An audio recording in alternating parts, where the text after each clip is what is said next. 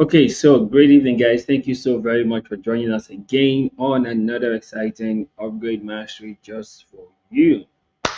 Yes, this is the Upgrade Mastery just for you, and I am super excited that we are here again. I'm super excited that we are doing this as always, and I'm glad that you're here. How are you doing? How was your week? On the Upgrade Mastery just for you, we do this every Fridays from 7 p.m. through to 8 p.m.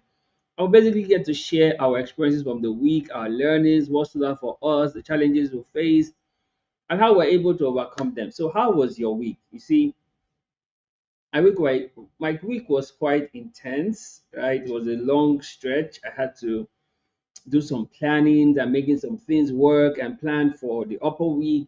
Was a lot, right? And even today, I've been from several events from the morning through to the evening, and I'm here with you to ensure that I deliver value all as always. So it has been a long week for me, and it's not even ending yet. Right, next week is another stretch.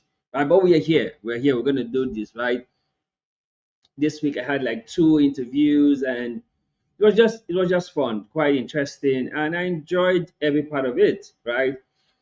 How was your week? What did you do this week? And most importantly for me this week, yeah, this part of it is most important for me because I can't wait to hear your experiences from the week, what you did, what stood out for you, the challenges you faced, and how you were able to overcome them and the lessons that you learned.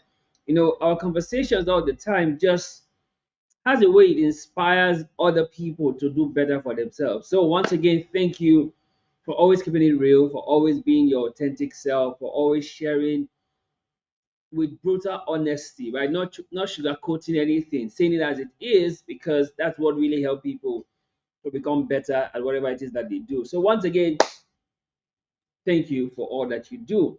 I super appreciate it. So how was your week? What did you do this week? How was your week? What did you do?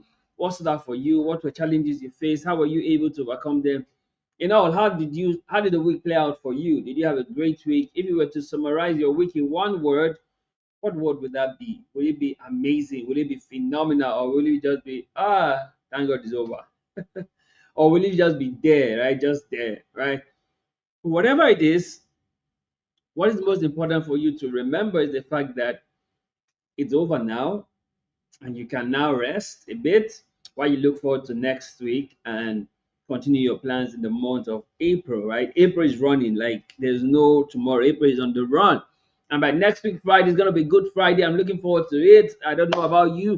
It's going to be Good Friday. And I'm thinking about what we're going to look at for Good Friday. Perhaps we're going to look at the man called Peter. For a while, we've never really looked at that guy, Peter. Apart from the fact that, people talk about he denied Jesus 3 times. It was like the highlight for people, for many people. But there's so much to learn about Peter.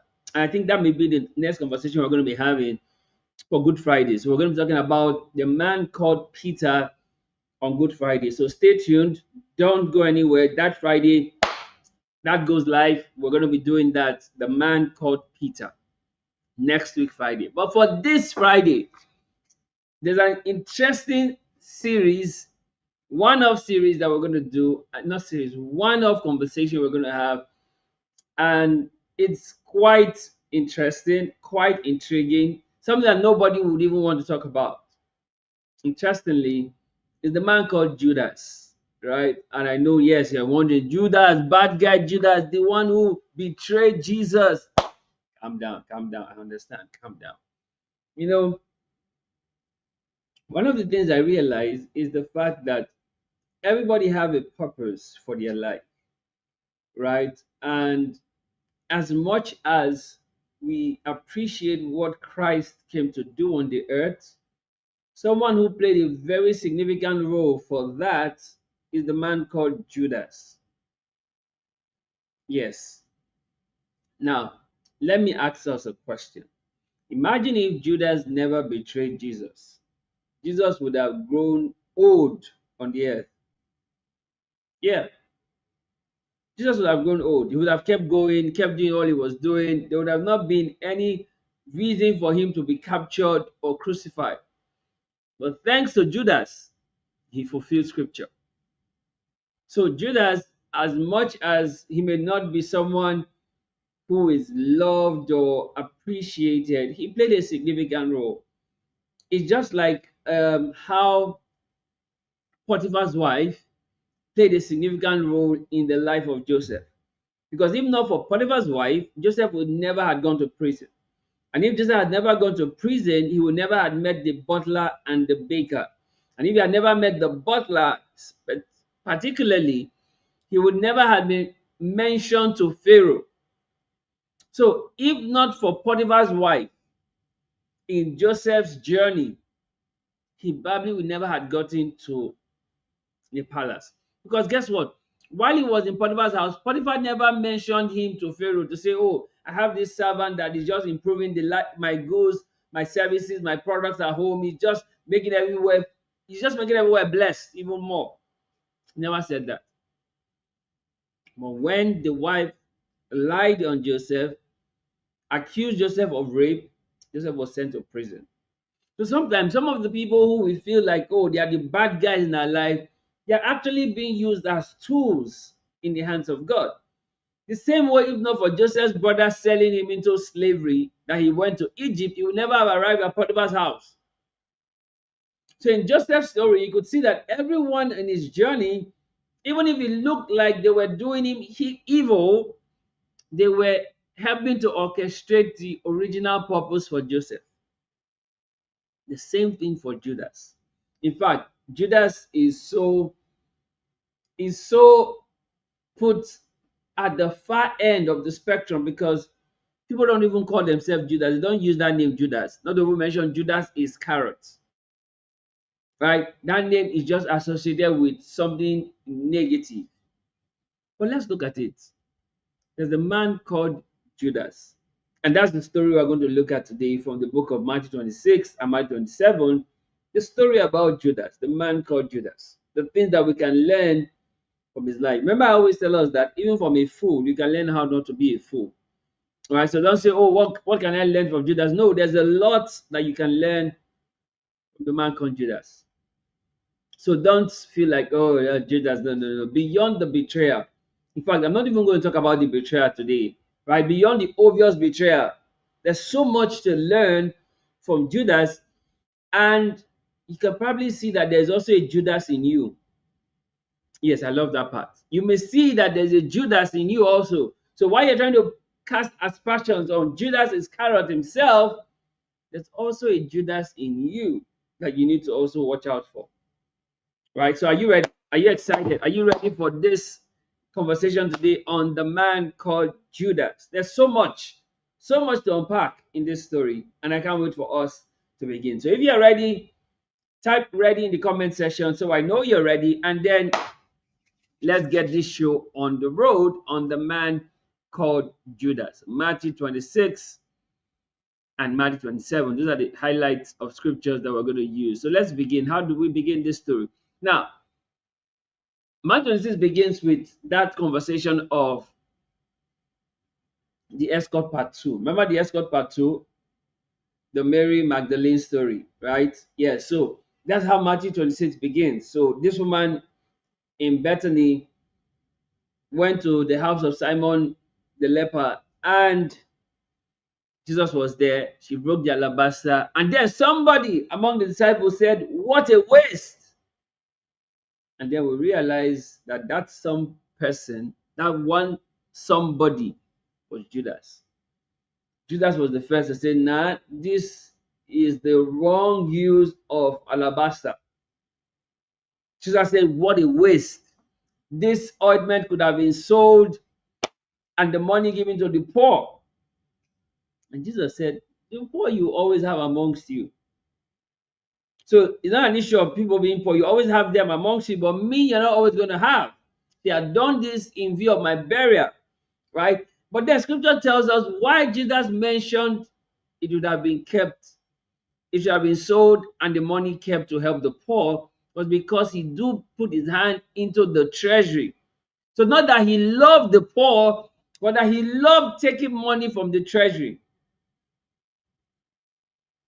So that's the first scenario we see Judas in scripture. First part where it was specifically mentioned about him and the kind of personality that he was. So they told us that, oh, not that he really loved the poor, but that he would take from the treasury because he was the treasurer. So he could take from the purse for his own advantage. Now, going through Matthew 26 and Matthew 27, there are some things I discovered about the man called Judah that I'm going to share with us today. And they're just four. So they're not a lot, just four things. But these four things are very critical. So you also recognize if there's also a Judas in you.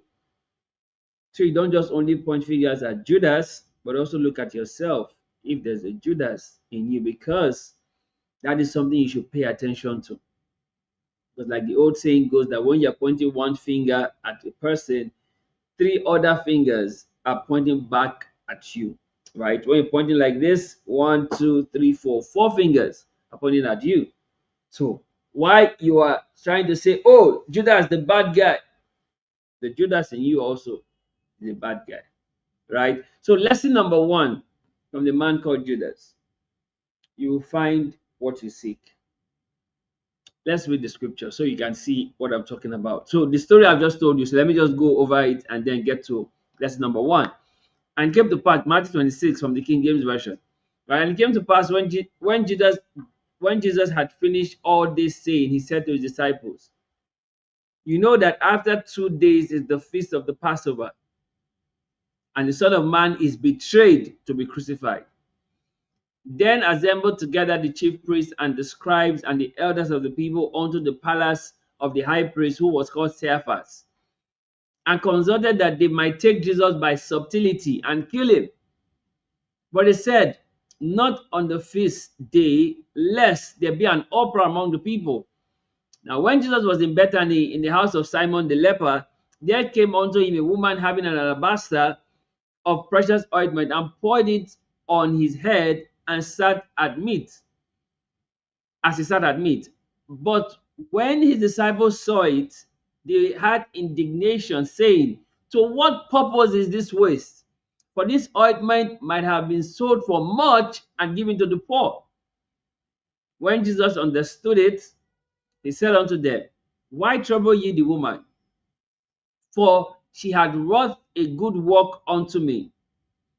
For you have the poor always with you, but me ye have not always. For in that she had poured this ointment on my body, she did it for my burial. Verily I say unto you, wherever the gospel shall be preached in the whole world, there shall also this, that this woman had done, be told for a memorial of her. Then one of the 12, called Judas Iscariot, went unto the chief priest. Lesson number one, you would always find what you seek. You see, Judas at some point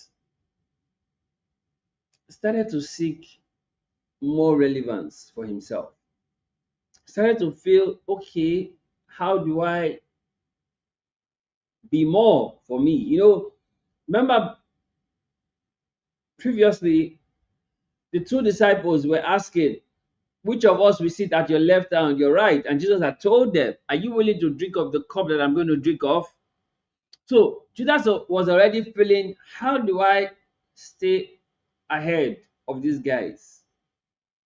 How do I be more relevant? Right? And then he went to seek the high priest. The first lesson to learn here is this. It's very simple. You always find what you seek. And he said unto them, what will you give me? And I will deliver him unto you. And they covenanted with him for 30 pieces of silver.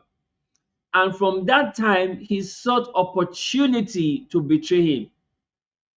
See, the high priest, they were thinking, oh, how do we capture Jesus? And they said, no, this is not going to be easy because the people like him, the people adore him. So it will cause an uproar if you just pick him up like that.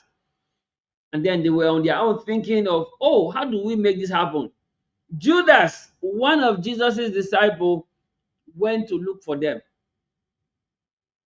See this. A very key lesson here is this. Whatever it is that you are looking for, you will find it. Scripture tells us in Matthew 7, verse 7, ask and you shall be given, seek and you shall find, knock and the door shall be opened. For whosoever asks, receiveth, whoever seeks, finds, whoever knocks, the door shall be opened unto him. So, whatever it is that you are looking for, you will find it. The reason why you haven't found it is because you are not actually looking for it. When you actually put your heart to look out for it, whether good or evil, you'll find it. Judas was seeking an opportunity to betray Jesus, and he found it. The people were looking for an opportunity to capture Jesus, and they found it. Life happens that you always find what you seek. The question now is, what are you seeking? Because you find it. If you are seeking to do the wrong, you will find the avenues and the opportunities to do wrong. If you are seeking to do evil, you will find it. Whatever vices you seek, you will find it. That's why you have to be intentional with what you are seeking, because you will find it.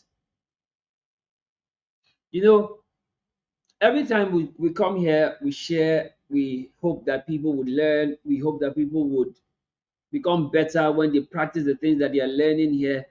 Why? Because we know the people who really seek improvement, they value what we give here.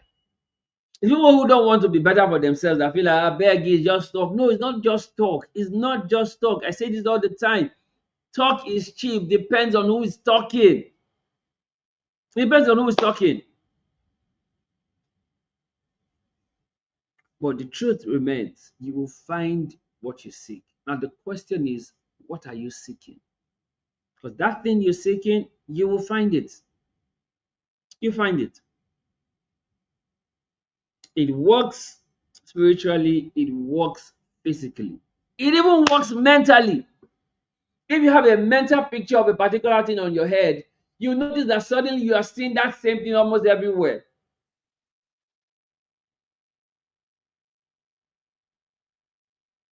Because you always find what you seek. You always find it. But you are going to say, oh, but I have been seeking abundance, I've been seeking wealth, haven't found it yet. Keep seeking. You'll find it. That's the one thing I'm certain of. Judas was looking for an opportunity to betray Jesus. He found it. He found it.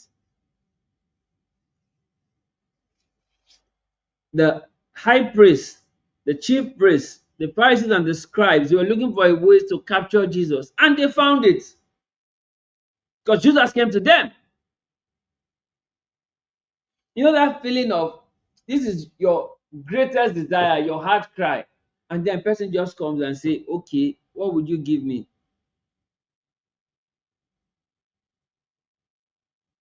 That's what they were looking out for. That's what Judas brought to them. So, which tells you that what you are looking for is also looking for you. Please take note of that. In life, whatever it is that you're looking for is also looking for you. They were looking for a way to capture Jesus. Jesus was looking for a way to betray Jesus, and they both met. That lets you know that the same way you're looking out for something, that's how that same something is looking for you. What you are looking for is looking for you. What you're looking for is also looking for you. The single person, the same way you're looking to get into a relationship, so also another person looking to get into a relationship. So what you are looking for is looking for you, because you find what you seek. The only things you don't find are the things you don't seek. I'll say that again. The only things you don't find are the things you don't seek. Anything you seek, you will find. You find what you seek. You always find what you seek. And we saw that with Judas. The first lesson to learn from Judas is that you find what you seek. So whether it's good, whether it's evil, as long as you seek it, you will find it. So now you have to be very mindful, very intentional about what you seek because you find it. You find it. So that's the first lesson that I want to share with us, and I hope that we understand that. Now, the second lesson, which is a very important lesson, is that you'll be offered a price. You'll be offered a price. See what happened here. And he said unto them, what will you give me? And I will deliver him unto you. And they covenanted with him for 30 pieces of silver.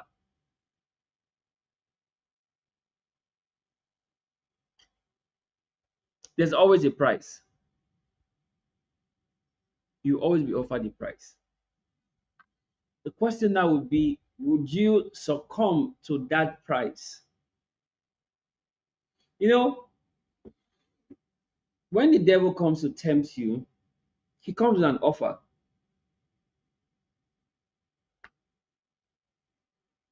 And you know, the devil tries to give to you what you already have. He tries to give to you what you already have. He told Jesus that if you jump from this cliff, he will give the angels charge over you, let you dash your feet against a stone. He tries to give you what you already have. He says, bow down to me, and I'll give you all the kingdoms and the glory of this world. He tries to give you what you already have. He told Eve, when you eat of the fruits of the tree of the knowledge of good and evil, you become like God. They were already created in the image and likeness of God. They were already gods. You will always be offered a price. For Judas, he was offered a price, 30 pieces of silver. I know, interestingly, 30 pieces of silver is the value of a sheep. Check in the Jewish culture. 30 pieces of silver is the value of a sheep, the value of a lamb, 30 pieces of silver. That's what Judas sold Jesus for 30 pieces of silver. And guess who also was sold for 30 pieces of silver? Joseph. His brother sold him for 30 pieces of silver too. What am I saying in all of this? You will always be offered a price. So for your dedication, for your discipline, for your tenacity, for your being focused, there's a price you are going to be offered so you can compromise. The question is, would you accept that offer or would you reject it? But you see, for Judas, he accepted the offer. How do you sell the King of Kings that cheap? How? Why? For the one that is greedy, any price is enough. I'll say that again. For the one that is greedy, any price is enough. You see, when Gehazi in 2 Kings 5 ran and chased Naaman to get some things off Naaman, what did Naaman give him? Two wrappers, a few gold bars, and some silver. That's all. That was not up to all the things that Naaman had brought originally to give to Elisha. But Gehazi, for greed, just collected two wrappers, a few gold bars, and some silvers. I went to hide in his tent. And because of that, his lineage, his lineage from himself down to his generation became leprous. For the one that has greed, any offer is acceptable. Nothing is too small for the one who has greed. That's what happened to Judas. He accepted 30 pieces of silver, which is the worth of a sheep. one sheep. So he sold Jesus off for less. He sold Jesus for less than nothing. Why? Greed would make you accept any offer. Greed. This was the same person who only carries the purse of Jesus' disciples. He was the one holding the money because he was the one who said, "What a waste," to Mary Magdalene, who broke the alabaster because he said, "Oh, this could have been sold and the money given to the poor." Yet he was still the one who could accept 30 pieces of silver, so he betrayed Jesus. And as we get into the Easter celebration, as we remember the death and the resurrection of Christ, we should not forget the role that Judas played, the price he was offered and he accepted. In today's world, people are still offered price and they are accepting that price. They're telling you you can use what you have to get what you want. That's an offer. That's an offer. You can compromise. Somebody else is doing it. That's an offer. And when you pick up that offer, you never go back the same. You never go back the same. What is the worth of 30 pieces of silver to Judas, if not for greed? What is the worth?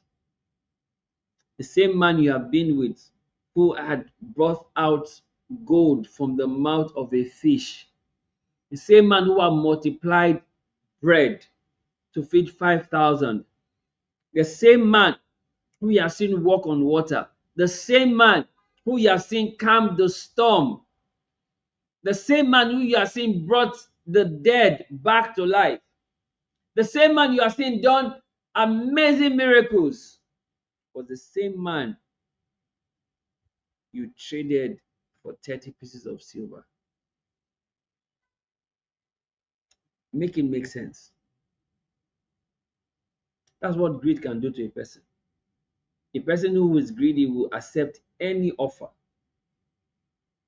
Any offer. You will think, oh, because the person is greedy, will want more. A greedy person takes anything. A greedy person takes anything. To the one who's greedy, anything is better than nothing. To the one who is greedy, anything is better than nothing. And that's what we see the man called Judas was offered a price and he accepted the price. He didn't even bargain. He didn't even say, no, this is too small. No, no, no. He accepted the price. That at least, like they say in local parlance, at all, nine bad pass. He accepted the offer. The same thing you need to think about yourself. What are the offers that you're accepting? You'll be offered a price. What's the price? What's the price? Judas was offered 30 pieces of silver. You are even selling yourself for even less than that. You're compromising for less than that. You're doing all the wrong things for less than that. Judas was for 30 pieces of silver, no doubt. But you too, you're taking up offers that's even less. You're involved in vices for things that are less than 30 pieces of silver. Like I said, before you point fingers at Judas, look at your own life. What are the offers that you are also accepting to compromise, to do the wrong thing, to say the wrong words, to live the wrong life? What are the offers you are accepting? Yes, Judas had his own, but you too have your own. And it's time you look inwards. Like Jesus would say, take the mote out of your eye before trying to take the speck out of another eye.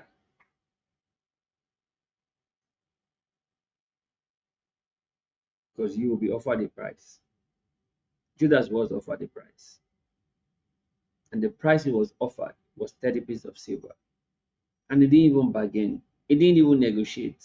He accepted it. So lesson number one, you find what you seek. Lesson number two, you'll be offered the prize. Lesson number three, which is quite interesting again, is that you always have opportunity. And scripture says,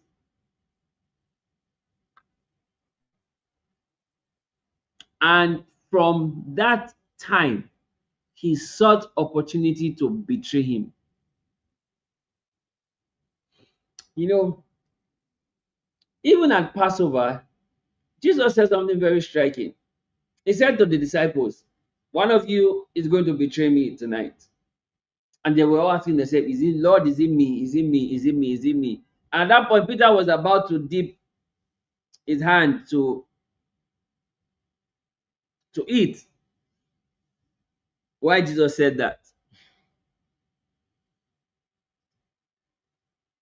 He didn't ask if is it me because he knew he was the one. He didn't ask that. And Jesus came to Peter and whispered to him and said, that you have to do quickly. That thing that you have to do quickly. Don't delay. Go do it. Judas knew he could not betray Jesus while they were having the Last Supper. So he waited. He was seeking out opportunity to betray him. He waited till they had all gone to the Garden of Gethsemane to pray. He didn't go with them. He was waiting for the opportunity. And then, while they had gone to the Garden of Gethsemane to pray, he went to the chief priest, the high priest, got soldiers, and gave them a signal that the one with whom I would kiss, that is the one. So he gave them a code. That was him giving them an opportunity to know who Jesus was amongst his disciples. You know, I say this all the time that Jesus was so free. He couldn't easily differentiate who Jesus was from his disciples. That's why Judas had to go kiss him as a way to identify him from the rest. Now, they did not look alike to say, okay, they were all clones, but it was difficult to differentiate. It was difficult to differentiate. Judas gave them a code that the one whom I would kiss, that is the one. Lesson number three from Judas is you always have opportunity. And you've always heard me say this all the time that opportunity doesn't come but once, it comes every day. The day you take advantage of the opportunity, that becomes your once. I guess I was too fast. Let me say that again. Opportunity doesn't come but once, it comes every day.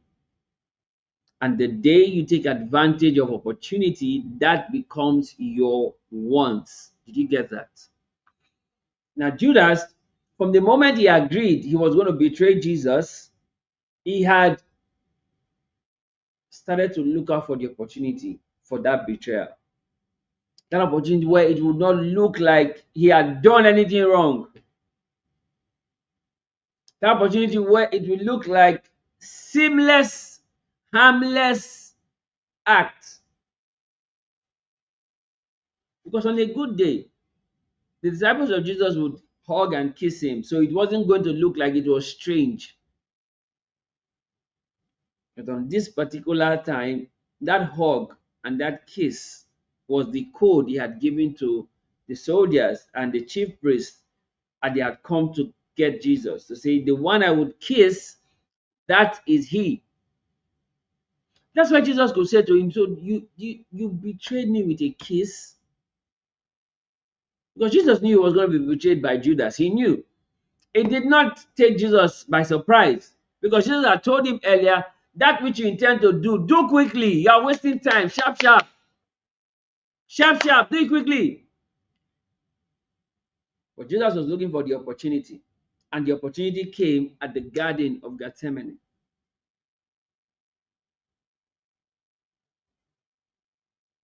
And Judas went to where Jesus was. He hugged him and he kissed him. Immediately, the soldiers, they all came out. And then there was a little bit of scuffle between Jesus' disciples and some of the soldiers. And Peter took out the knife and cut off the ear of one of the servants of the chief priest that came. And Jesus took the ears and healed it back of the servant. But the point here is this: you always have the opportunity. Just the same way you always find what you seek, you always have the opportunity to do whatever you want to do. You want to do wrong, the opportunity will be there. You want to do right, the opportunity will be there. You will always have the opportunity, regardless of how life goes. You always have opportunity. See, you want to learn all the vices in this life, you have the opportunity. You also want to learn all the good things in this life, you will have the opportunity. Judas had the opportunity to betray Christ. He could also have had the opportunity not to betray Christ. Because you see, what happened to Judas was he yielded to the pressure and the temptation that came his way. Remember, Jesus had told Peter, the enemy has desired to sieve you as wheat, but I have prayed for you. When thou art strengthened and converted, strengthen thy brother. So Jesus already knew that Peter too would deny him. Because he told Peter, before the cock crowed 3 times, he would deny me. He also knew that Judas would betray him. So none of the things that both of them did caught Jesus by surprise. Jesus did not shout, Jesus, Judas. No, he did not. He did not. He wasn't caught. He wasn't caught by surprise. He already knew. It was Judas who was now looking for opportunity to betray Jesus. He saw that, oh, he couldn't betray Jesus during the time of the feast of the Passover. He couldn't betray Jesus when they were at the upper room having the Last Supper. He said, okay, at the Garden of Gethsemane, that is the greatest opportunity to do it. Because by the time Jesus will be captured in the garden, the other disciples will flee for their lives. See this, you will always have opportunity, either for good or for evil. Whatever thing you want, the opportunity will always be there. The opportunity will always be there. So don't say, oh, I never had opportunity. That's not true. You always have the opportunity. Judas had the opportunity. He gauged the timing. It's better off betraying him in the Garden of Gethsemane than in the upper room where they had the Last Supper.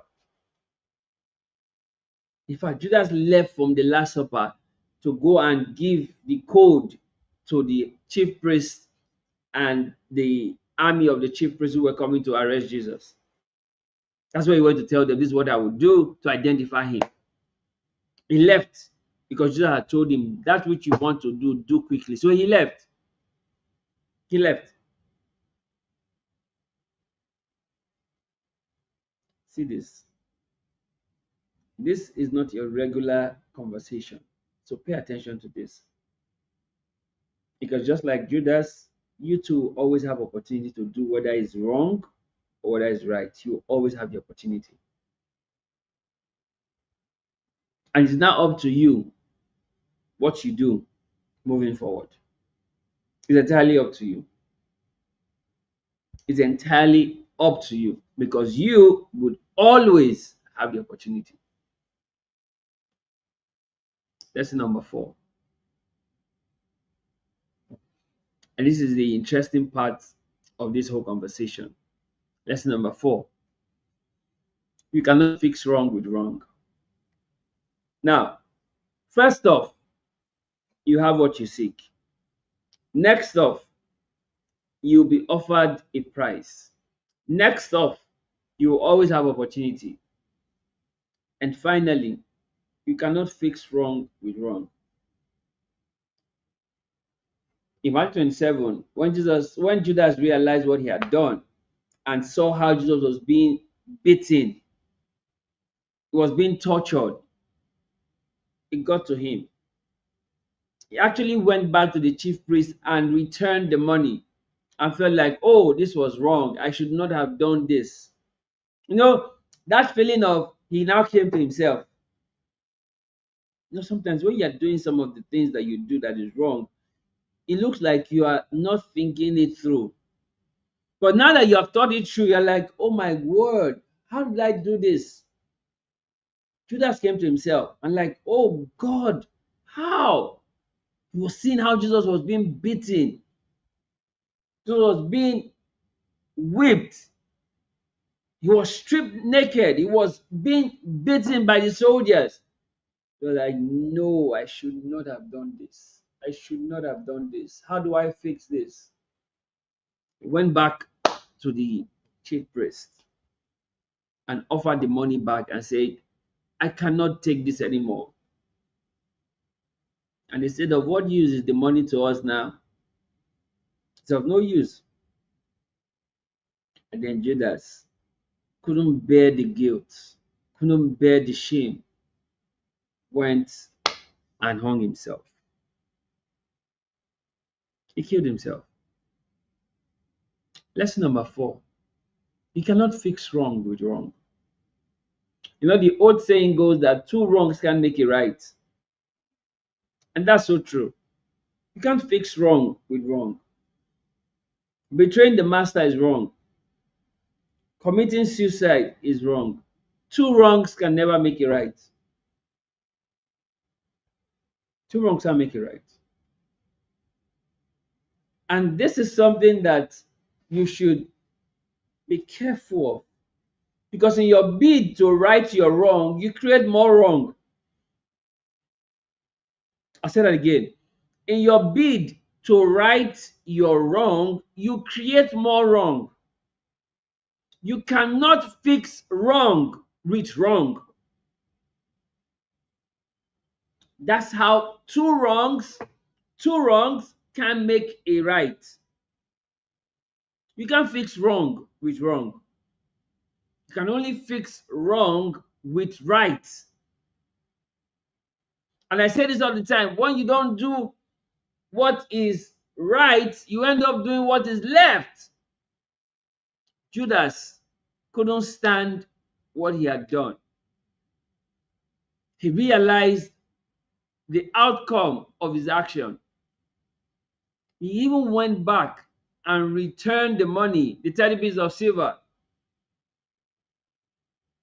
But it was too late. What does that tell you sometimes? There are things that you just can't change the hand of time for. So it's not about doing it and seeing how the outcome goes, because sometimes you cannot change the outcome. It's best not to even do it at all. You know, people say, oh, I can be doing what is wrong, but to a limit, to an extent. No, you have no idea how far you will go. You know, some people, they say, no, no, no. We won't get to having sex. We'll just romance, smoosh, and all of those things. We won't have sex. You have no idea how far you would go. When the emotions start boiling, raging up, you have no idea how far you go. From hugs, you peck, you touch. Before you know, you've had sex. You have no idea how far you go.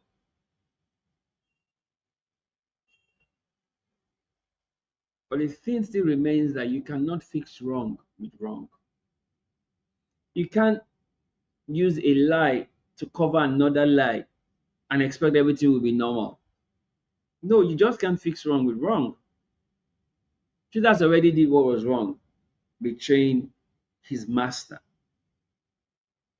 Right? He betrayed his master. Now, going back to the people he betrayed his master to say, oh, take back your money. I regret my action. I'm sorry I have done this. They laughed at him. He said, of what use is that to us now? It's too late. There's nothing you can do. And he could not stand that guilt. He couldn't stand that shame, knowing that he brought this upon his master. Because if not for him, they would never have been able to capture the master. So at one point, they tried to capture Jesus. Jesus just walked past them. They couldn't. But he made it possible that he was captured. But now, what Judas did was wrong. Killing himself was even as wrong as betraying Jesus. Because Judas could still have received mercy if he didn't kill himself. Because what Peter also did, Peter did what was also wrong. He denied his master 3 times. Not once, not twice, 3 times. We're going to look at Peter next week, right? So stay on this channel. Don't go anywhere. Next week, we're going to talk about the man called Peter. As phenomenal as he was, he walked on water. He saw the transfiguration. He was with Jesus. He revealed who Jesus was, that he was the Son of God. And Jesus said, flesh and blood has not revealed this unto you, my Father which is in heaven. Right? He was still the one that Jesus rebuked and said, get thee behind me, Satan. It's a lot about Peter. Yes, Peter was the one who betrayed Jesus. After Jesus had told him that you, before the cock crow, you betray, you deny me. I beg your pardon. You deny me 3 times. And Peter said, no, I will die with you. I go nowhere, deny you. No, not me. Can never be me. Can never be me. The little girl came around and said, I saw you with Jesus. Peter said, no, I don't know that man. I don't know that man. And that person came and said, you are one of his disciples. He said, no, I have never seen that man. I don't know that man. Why are you saying this now? You haven't seen me before. And that person came, I know you. He said, no. As he was saying that this time, the cock crew. And then he remembered, Jesus said I was going to deny him 3 times, and I have done it. And Peter was sad. Peter was sad. The same Peter at a point even told the other disciples, let's go back to fishing. That's when Jesus came to him and said, Peter, don't you love me more than this? Feed my sheep. So there's a lot to unpack with Peter. So Peter still had his issues. He still did what was wrong. Like Judas, Peter did not try to fix wrong with wrong.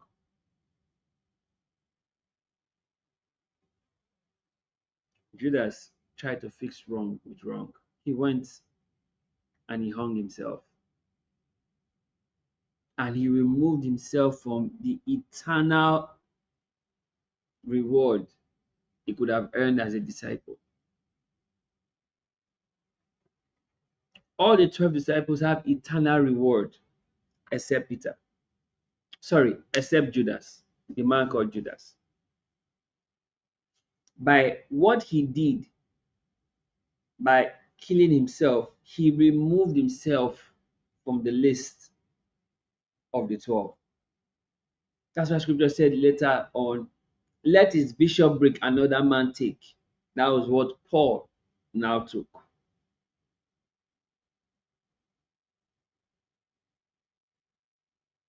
Right? First, they appointed another apostle to replace him, Matthias. You see, they did that in the book of Acts. But that's because Peter killed himself. Because if Peter had stayed alive and asked for mercy, he still would have been forgiven. Remember, Jesus showed mercy to the thief on the cross, the one who had actually done what was wrong, that was deserving of crucifixion. Yet Jesus told him, today you'll be with me in paradise. So Peter could have also received mercy. But no, he chose to end it, which he did. He hung himself. See this, guys. I don't know what phase you are in your journey, but this is a reminder to you that you cannot fix wrong with wrong. You just cannot. And once you understand this, it changes everything for you. You won't live the life trying to fix your wrong and thereby creating other wrongs. No, because you just cannot. And Peter hung himself and he lost out completely. All his time being a disciple was over just because he tried to fix his wrong with another wrong. Because the most important lesson to learn from this is that you're feeling bad about what you have done wrong doesn't make it now right. Are you getting this? You're feeling bad about what you have done wrong does not make it now okay because you are feeling bad. No. What helps you is that the blood has been shed for you, not because you are feeling bad. Not because you are feeling bad. You're not forgiving because you said sorry. You're not even forgiving because you change. You're forgiving because blood was shed. You must understand that. You must understand that. Because what did the thief on the cross do? For Jesus to say, "Today you'll be with me in paradise." What did he do? He had faith in Christ and said, "Remember me." He said, we deserve what we are getting, but this man is innocent, doesn't deserve this. And he told Jesus, "Please remember me." And Jesus says, "Today you'll be with me in paradise." He did not even pray the sinner's prayer. All he did was to put faith in him. And the reward for putting faith in him is that he's saved. And he was saved. The other thief died, and that was it. But this one, he died. He was now with Jesus. So what Peter did and what Judas did were grievous. Denial, betrayal, they were grievous. Peter found his way back, but Judas killed himself. You cannot fix wrong with wrong. No matter how far you have gone in your life, you can't fix it by doing more things that are wrong. I told us earlier, two wrongs can never make it right. The betrayal was wrong. Suicide was also wrong. Suicide was also wrong. As much as Jesus is merciful,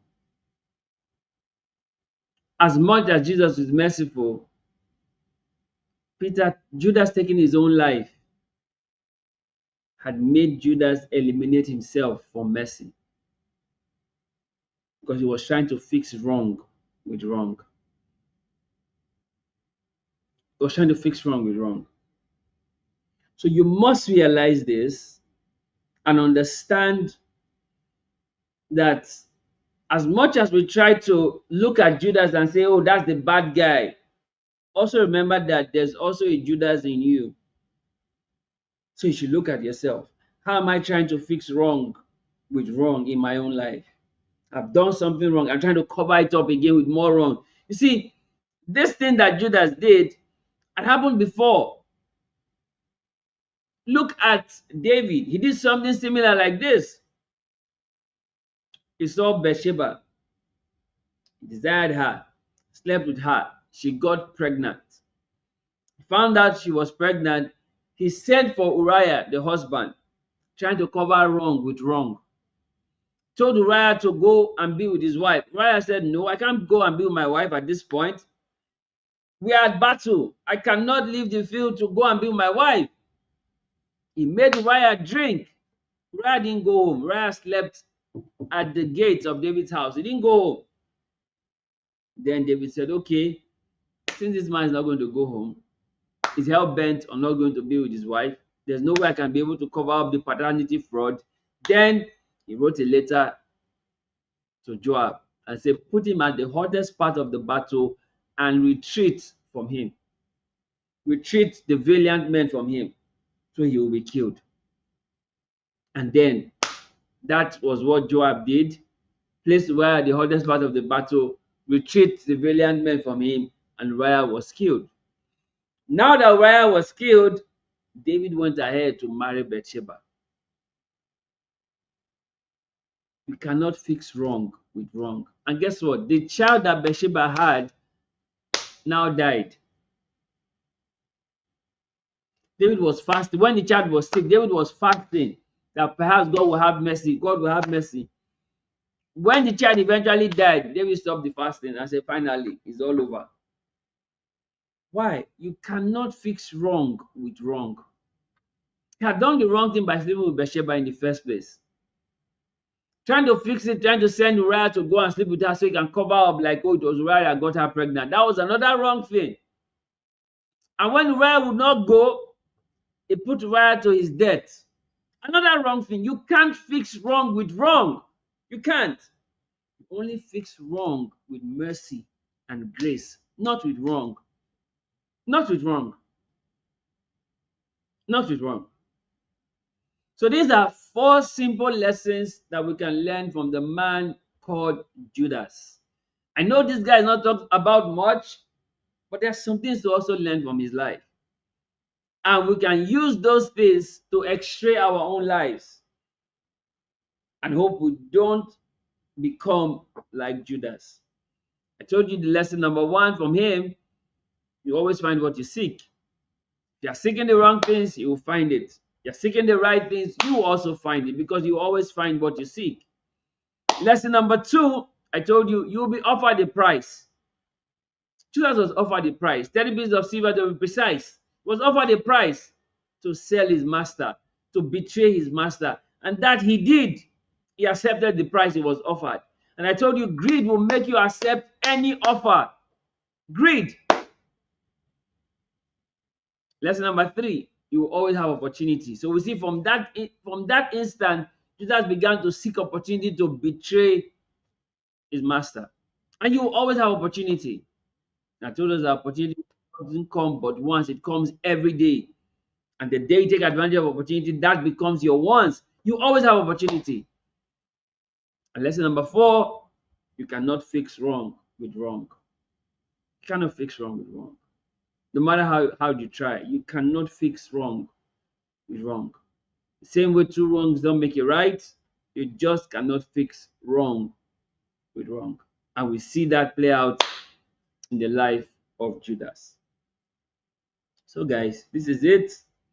This is an interesting story. It's not an everyday conversation. Not every time people talk about this guy. But there's so much to learn from him. And so much to look at your life and ensure that you are not going to become like him in your own way. Guys, this is eye-opening. And I look forward to next week where we're going to talk about the man called Peter, because these are people who played critical roles in the life of Jesus leading up to Easter. Judas, main role, the betrayer. Peter, another role, the denier. You can imagine this is coming from Jesus' main G's. Like he's real guys, he's real. That's life. That's life. So next week, Friday, we're going to look at that story on the man called Peter. Just like we looked at the man called Judas today. Hey, Mr. Andrew, thank you so much for being here. I appreciate. Thank you so much for stopping by. I appreciate. Thank you. Hope this has been worth your while. So, guys, this is it. This is the conversation for today. The man called Judas. I hope that you have learned something. I hope that this has been worth your while, and I hope that you will not become like Judas in any way. You will not. You will not. You look at these lessons, extract your life through them, and do better moving forward, so you don't end up just like Judas ended up. Guys, I want to appreciate you for being here today. Thank you so very much for joining us on today's conversation. I hope it was worth your while. I look forward to seeing you again next time when we have the next conversation on the man called Peter, right? It's time to look at Peter's side of the story. You know, sometimes you say, let's look at this person's side of the story. We're going to look at Peter's side of the story, right?